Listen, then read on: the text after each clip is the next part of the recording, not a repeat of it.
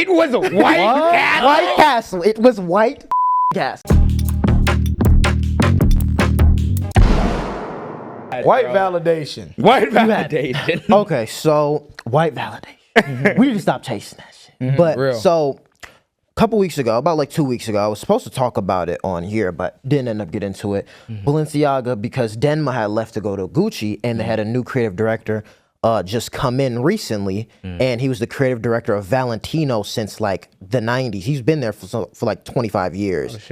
And hold on, his name is Pier Paolo Pacioli. Sorry if I pronounced it wrong, but he's a couture designer. He did a whole bunch of Valentino. Couture is basically kind of fashion with no limits. It's in a sense where it's not really realistic. It's literally like costumes, almost like the Met Gala. Oh, okay. Yeah, That's so when like- you it's see the real art, extravagant bro. ones. That's where you see like all the dresses and shit. And it's really more coded for women, and it's an amazing show. I actually recommend people to watch it a year. It's really cool. So he went there, and I was like, you know what? That's a decent move. He's on the older side, and I still kind of question. I was like, all right, so where is Martine Rose? And because that was a person who had history with Balenciaga, and everyone was like, okay, she's supposed to go there because that's just the right look. Who's That's Martine Rose? Martine Rose, if y'all don't know who she is she's a UK designer. She's done work with Kendrick Lamar. She has her own brand. She did collabs with Nike. She used to work under Balenciaga. She's a very good designer. She did shadow work for Denma and kind of made it Balenciaga to be how it is now. And black woman, and she's Jamaican. Yeah, and Yeah, Jamaican black woman. Yeah. W. So everyone was kind of like outraged, like, where's Martine Rose? Like, why is she not there? Like, why is she not in this position? And then on top of it, this year has been the craziest year of fashion because all the creative directors have left the big houses. We got Bottega, you had Louis back in the day, you got just all this other shit, Valentino, Gucci, Loewe, and Dior. the major houses that had different creative direction switches had no black representation at all. None. All white people on it. Quick question: how many times have she been like snubbed out of shit? Because I feel like I've heard so many. So times. much shit. Yeah, it was supposed to be. She was supposed to go to Louis, Balenciaga. I know there was other ones, but I don't know. But the major one was Louis because that's when she was in talks for it. Because when Virgil passed, it was either her. Pharrell wasn't even in the conversation. It was mostly other designers, and then Pharrell just popped in. Was like everyone was like, "What the fuck?" That's why there was like a big kind of like thing with Pharrell. Like, should he be there? Because you know, it was a big outrage with that. But going back to what I was saying was, so everyone was saying all this shit about her, and they were saying like how there's no black representation at all with these fashion houses. And I was talking to Matt about it a couple days ago, and I was like, that is crazy that she's really not in there. And he was telling me, he was like, well, at the same time, he's like, what do you expect from these houses? Like, these houses are not inclusive to that. These houses do not give a fuck. They've been that way. They really only started having black representation a couple years ago, but that's because of a whole bunch of shit with like Black Lives Matter and everything making it more acceptable. And I was like, I disagree because I was like, at the same time, you do need that black representation in those houses for more opportunities to pass. But then as I started to not only look more into it and looking more examples, which I will talk later, and I saw this one video about people were saying, why isn't Martine Rose in there? And he was saying, well, at the same time, we can support Martine Rose because Martine Rose is a designer who has her own brand. We can support her. That doesn't, just because she's not in that house does not dictate the fact if she's a legit designer or not. I think, and that was And kind that's where the white validation. Yeah, and that's was where it is especially that in white validation. especially in a what's it called? Like not an industry, especially in an industry like fashion. Fashion is such an industry to where it's like anything can happen. Anybody can make it. It's not like I can't start a pop company right now and beat out Pepsi. Yeah. It's never gonna fucking happen. It's never gonna happen. You know what I mean? Yeah. But you can start a fashion brand and get up to a Telfar's point where they're beating out other brands, or get up to some of the not to say that you'll never need white people or never need. No, we need each other, right? But I think in this case, I'm like, bro, she already has a brand. Not to say that Literally.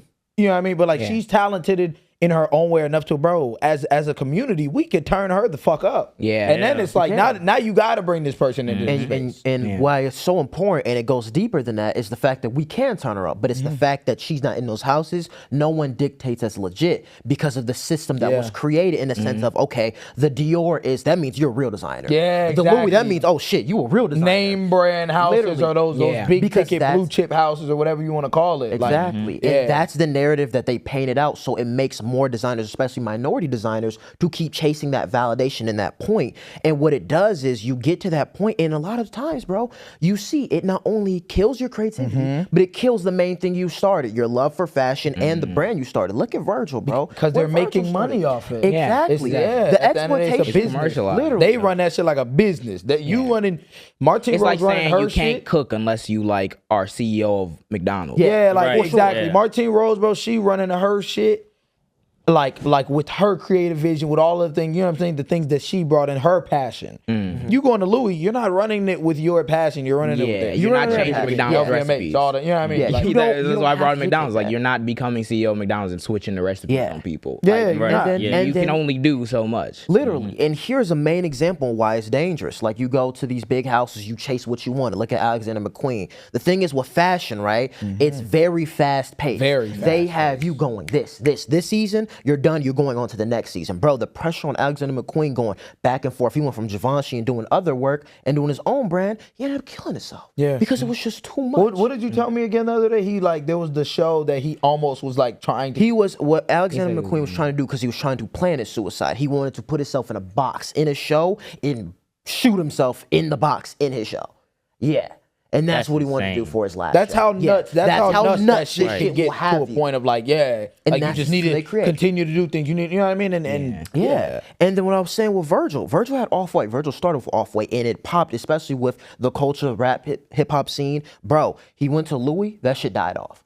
Died off. And then and then what happened is LVMH, they ended up putting a stake in Off-White, passed away. What did they do with Off-White? Sold it immediately. They did On not his give a fuck. birthday. On his birthday. on his fucking birthday. On his birthday. That's I think it was either his ridiculous, birthday or his bro. death day. Oh yeah, it's Yeah, that it was day. on Death Death day. day. They Death do not day. Yeah, care, yeah. bro. They use you and exploit you as they need you. You're a prop figure. So that's why people of color need to stop chasing these houses for white. I want you to get into a little bit about Telfar because like some people might be like, oh well, you need people like that's division or etc. Talk about Telfar. Telfar does a lot of good shit with Yeah. their brand. I just bought my girl the white Telfar duffel bag. Yeah. It was like a white little The circle pouch, one. Yeah. Yeah, that's hard. No, they, I didn't and know they do a Telfar. lot of good shit, huh? I didn't know Telfar did like good shit. Yeah, and it's yeah, a black, they do. it's a black owned business as well. Yeah, black black brand. owned business. I gotta So- get one of their coats. They shit hard. Bro, a lot of hard shit. I saw all of this when me and Matt had that conversation, and I really started thinking about it. I'm like, yo, there is a lot of black representation that is not really pointed out or highlighted that have started their own lane. And not you, Kanye. Go fuck yourself. But- so I wanted to get into Telfar, and this is a person who really paved the way that a lot of people don't know. It's Telfar Clems. I'm sorry if I pronounced your last name wrong. Telfar Clems is a designer. He's from Queens, New York. And he started around, he was like 17, 18. He was going to college, and he was going for business. He wasn't even going for fashion at all. So he was seeing he really liked the aesthetic of like a long sleeve. And what he really wanted was a really baggy long sleeve. So then he designed a baggy long sleeve, and he had a friend that was connected to a lot of stores in Soho. So Written. As written. quick plug, shameless plug. But, so yeah, he had a friend in Soho, and what he would do is he would give him his clothes and be like, "Hey, yo, put this there," and he would put them in the stores, and that's when he came up with Telfar. And Telfar launched in 2004. So this is an old brand. Yeah, this has Damn, been I did out not for know a that long shit. time. Yeah, so he would sell those long sleeve, baggy long sleeves, and then he had other shit that he was selling off in the stores, and that's how he kind of got his start as a designer. Because what he was making at that time, no really house was doing that. He was making gender inclusive clothes, so it was for both. And his deconstruction and reconstruction of garments really hadn't been seen before. It was mainly kind of classy style. No, he was just mixing up. Even He like was- the utilization of the sort of like puff print type style on Yeah. like something more so like a more like upscaled fashion bag is like people are not doing shit It like was that. crazy, Yeah. and we're gonna get to that bag because he didn't start off with bags. He actually started off with clothes. How he did it. So then after that, Gen Arts was a place that would go to small and upcoming designers to kind of showcase their show. So that was his first fashion show. He went to Gen Arts, it was in New York, and he had a show there. And what he was trying to do was trying to not only apply his creative vision because it's his show, but also he wanted his friends there. They were like, no, you can't have your friends there. And no, we kind of want it how we want it. So you're not going to have all your creativity on it. You can put your clothes here. You could be happy that we're even putting you here. And he was like, okay. He was like, bet. I'm never doing this shit again. And then after that, and then after that, independent, no funding. So after Gen Arts, he had that show. He's like, yo, I'm not doing this. I'm doing my own thing. I'm starting my own lane. So then he started doing his own shit. Then he did one show. Because money was so bad for him at the time, he did a show at his friend's apartment. And on the fashion show, you can literally see the bed on the wall. And he was showing his clothes, but still around the time, people were getting tapped in because he was DJing a lot of the time, which it's a very common thing with a lot of DJs who DJ and get around, especially in New York. So then he had that show, and it still wasn't a lot of success. It still wasn't a lot of money coming in because after that, then that's when 2007 hit the recession. The great recession. Not any sales happening. So then he had to change the approach. And then the approach was, hey, these fashion shows are costing me a lot of money. I don't want funding from other people because they own me. You know what? Let me change it. So then what he ended up doing was an art exhibit. He did an art exhibit mixed with a fashion show. So not only showing other people's art, his art, but also the clothes he would make. So then after that, he makes percentages off like certain things depending on like the showing, right? Like if I don't know the specifics on that, but all I know is it did start popping off. That's what kind of started popping it off around New York because everyone was seeing it and it was a success and everyone was kind of going crazy over it because people are already kind of have knew him from his Gen Art shit and all the other shows he was doing around there. Yeah, and it probably helps the clout, like even having other people show their work in there. Cause like, oh shit, it's opportunity for them too. Hell yeah, and then people were seeing shit they never saw. It was genderless clothing that no one had saw before. So then after that, he was getting his shit. And then Solange had found the brand. That's Beyonce's sister, if you don't know that. Crazy. Yeah, so then after that, he started innovating more. And he was like, okay, in order to sell these clothes, I have to really make not only the advertisement goods, but the shows more creative than everyone is doing. So what he did was, he got his friend, I forgot how to pronounce his name. I don't want to butcher it, but he ended up getting his friend, which is business partner. He's the creative director of Telfar back then. And they did a collab with Kmart. Oh, yeah, they did a collab with Kmart. And I'm going to tell you, this is what happened. It was kind of like a market thing. And that's when the bag even came up. That's how the origins of the bag came up, because of Kmart. And what it was inspired of, I don't know if y'all seen the medium brown bag from Bloomingdale's. Yeah, that's what the bag was inspired from. And then it sold out at Kmart. What, like, you know, the medium, it's it's a little like bag that literally says medium brown bag. It's from Bloomingdale, yeah. I'm finna Google it right now. My job. And what I'm telling you, bro, it literally sold out. It exploded. Everyone was like, holy shit, this is crazy. On top of it, it was affordable. Beyonce, like that, right? Oprah, but that was kind of later on, and it went crazy. Oh, it's this thing. Okay, I see it. Yeah, it was that bad. You can see the camera. Oh, the medium brown. That's hard. That's hard. So then after Kmart launched that, he did other shows because now he's getting more funding. So now he can do his own fashion shows. So he's doing more creative things. Like there was this one show he had where people would come in and he had this little game and you could design, like he would put all the clothes he was going to have on that runway in the game and you can customize the looks how you want to do it before you go in the show. So you almost can see how you want it before you get in. He only had that, and then on top of it, in some of the retail stores he was selling his shit in, he would have a projector playing of his runway shows. And then here's a big thing that a lot of people don't know is he innovated the way of how fashion seasons kind of start, because the thing is with fashion shows, they'll show the clothes on the runway and then after that they'll immediately go for sale. That wasn't how it was back then. It'd be like a 4-month time before they get in. He was putting on a show and instantly putting in the stores. And Burberry 5 years later ended up doing the same thing. Oh, I remember because it would be certain things that I would see in fashion shows. I'm like, yo, that shit hard as hell. You go to look it up, shit not there. I know a lot of big houses still kind of do it. Knowledge like is Louis does that. Knowledge is fucking Louis power. does that because I literally had no idea about that, and it's so many instances where like niggas will completely switch we the culture. There's so many instances where niggas will that's what completely I'm saying, switch how people are bro. doing stuff. And if you have no idea, you will just live in that ignorance. Yeah. Yeah. It's insane. And he even started another thing.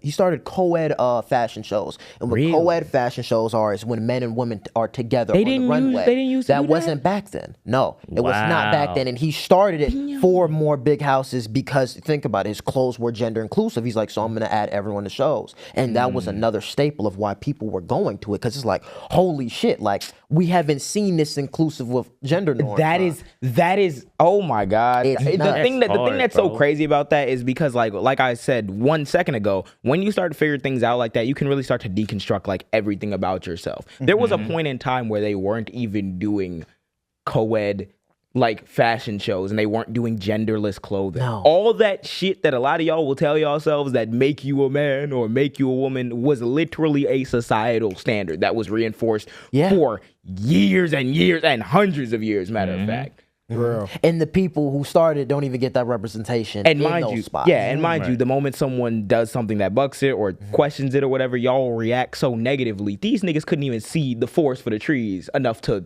do both, to do two genders in a thing. Yeah. That's Yeah. insane. And Because they had it then- so now- stratified for what you're supposed to do as a woman or what you're supposed to do as a man. That's so They crazy. put you in that box. Yeah. Now what I'm about to tell y'all will not believe. Okay. And this is how creative this nigga is, and was looking at different avenues because he didn't want the funding from someone else. So he's like, I have to be creative. And then what I fucked with it about, because it's like, especially with that Kmart shit, you see a lot of up and coming designers, especially established designers, they think they need to put a high price point and make it more exclusive to legitimize the fact that they are a fashion designer, which in Nigga just actuality, starting you out gonna don't. charge like $500 for a fucking hoodie. Come on, bro. Literally. And then hold on, let me see if I can find it. I wanted to read his slogan of it. It was not for you, it's for everyone. And that's the slogan of Telfar. So they were looking for another opportunity to make this explode more. They get on the phone to kind of to pitch this idea. I'm not going to tell y'all who. Not for- And then they tried to pitch this idea, and then they just happened to get on the phone, and then the vice president of that company answered. I want y'all individually to guess which company you think it was. Wait. EA Sports. Wait. So they got on the phone. Wait. So they got on the phone with a company. Okay. And A random company. a random company. God. And the fact It's a lot of companies. company, and the vice president just answered on some random shit. Okay. And I wanted y'all to guess which company y'all think it is. Is it a fashion? Is it a fashion house? No. Is it? Walmart? Oh, it's one of those types of companies? Go ahead, yeah. Okay. If it's fucking first thing come to Amazon, mind. I'm gonna walk off. Target. Fucking Walt. First thing come to mind. First thing that comes to mind, the EA shit. White fucking Castle. It was a white castle. White Castle. It was White fucking Castle. What does white castle have to do with They ended up just calling like White Castle. They were on like a customer service, and the vice president just happened to answer.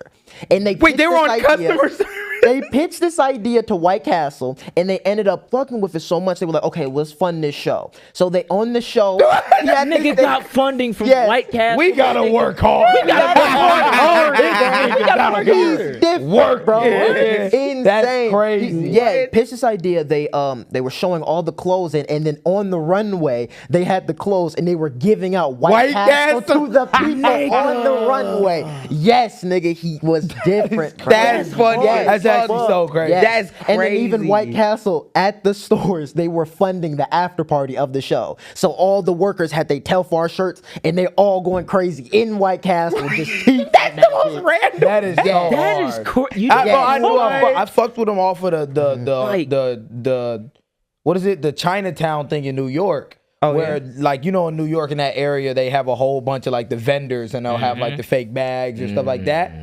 I knew I fucked with him because he was saying how like he that's like good, like he like didn't fuck with it, and people were like, wait, you don't care that people like sell your bags for? He's like, no, why would I? He's like, if anything, it's just getting it out there, Yeah, not it's only free to like promo. more people, Yeah. free promo, Yeah. but also like to people who can't afford the Yeah, other and stuff. also You know what I mean? Like, he's literally. making plenty money. Yeah, He's like making plenty of money. Yeah. And like I said, his slogan was not for you, it's for everyone. In a sense, he wanted it accessible. Yeah, he wanted it to And be I'm accessible. gonna That's so get to dope. the bag pricing because there's a value in that. And so after that White Castle show, everyone saw it, blew up. So then he ended up, if y'all don't know, it's called the CFDA Fashion Awards, kind of yearly, and that's where like the top designers of that year win that award and they get funding for their shit. He ended up winning. He got $400,000. Okay. So then after that, he was like, you know what? My bag is my most selling items. Let's use all this shit and stack up on the bags. And that's when, because he just recently won the CFD. I think it was around 2020 or like, it was around that time. Recent. It was recent. for So sure. then he put all the money in the bags, sold out crazy. It was selling out, bro. Like no, everyone you could couldn't get it. get one. You type. couldn't get It it. was like boom, like Couldn't get it. it would go live on the site, and it's like boom, site crash, done. When I Yeah, helped, gone. no, it was so many times with my girl. It was like a pink Telfar. I forgot what like the name. It was like an iridescent pink Telfar bag.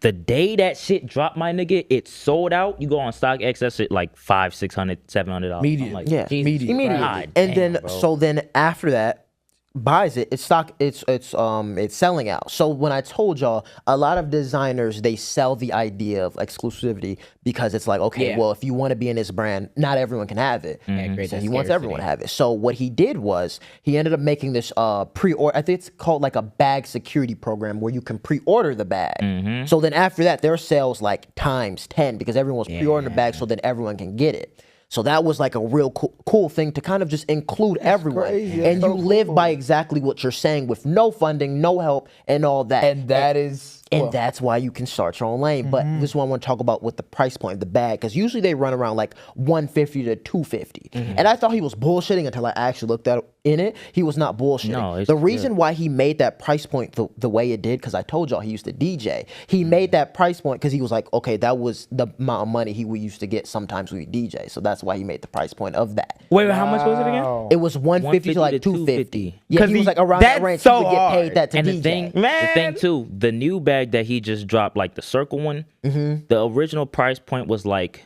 360 or something like that. But I think it was recently he lowered it down to like 180 or something like that. So now That's everybody can get that Crazy. shit. And he restocks it. Like if there's a certain bag that you want and it's gone because it's sold out, he's restocking that bitch.